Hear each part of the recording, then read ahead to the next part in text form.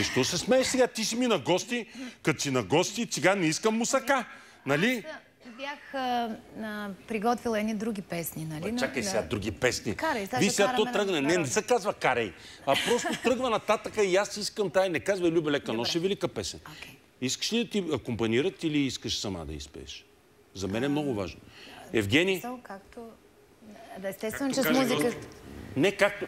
Гостенката е на гости, както каже водещия. Мъжи е в публиката. Тогава защо да ги попита? Искаш ли да ти акомпанира Кокобент? Ето, това е уважение към гостенката. Искам да ти акомпанира Евгений.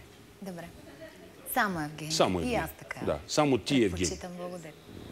Значи тая песен е специално за мъжете. Не мога да направя мусака, но може да го поздравя с песента, изпълнена от моята гостенка, специално по телевизията, една от най-великите български песни "Не казвай Любе лека нощ". Тук ще кажа, че не знам кой от двамата ви е по-голям патриот, ти или той, нали? Смисъл, там на кантар са ми малко нещата, но ми трябва още малко време да преценя кой от двамата е по-голям патриот. Добре, окей. Наистина много харесва българска музика и всичко българско. Да се радваме, да изпееме сега песента, т.е. ти да изпееш. Или ако искаш запей, аз ще се...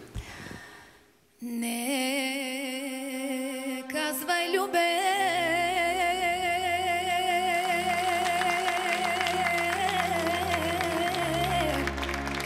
лека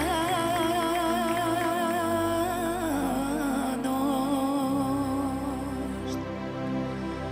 Не казвай Любе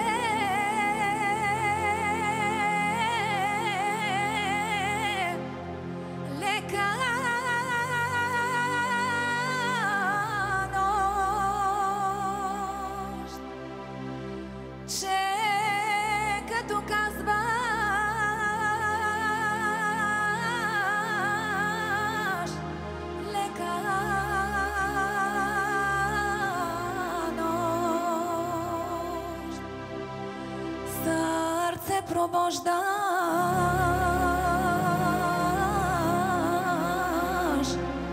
со стар нож,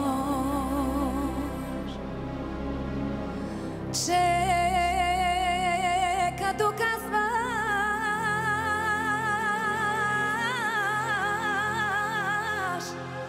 лека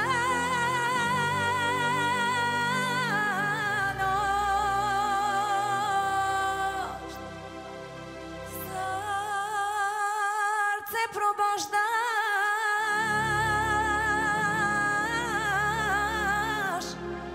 со стар нощ.